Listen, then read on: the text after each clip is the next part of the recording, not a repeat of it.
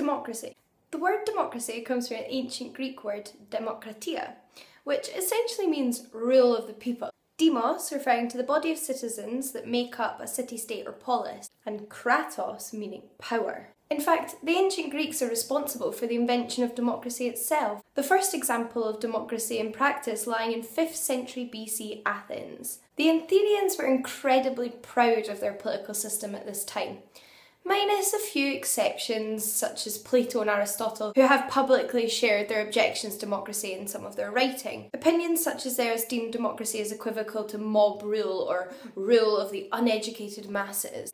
But setting their opinions aside, the everyday running of Athens and its participating citizens provide undeniable evidence for the support of democracy from within. But how did the ancient Greeks interpret this grand and often loaded term? For the Athenian polis, democracy meant the equal opportunity for all citizens to participate in and affect the running of the city-state. This meant that any citizen could and was encouraged to vote on matters of state, speak in public debates, serve on juries of up to 6,001 members who judged legal cases, and hold political and legal offices. Apart from a very select few offices in the Athenian democracy that required special skills and training, such as military generals, holders of these offices were chosen by lot, at random, and could be any legitimate male citizen of the city-state.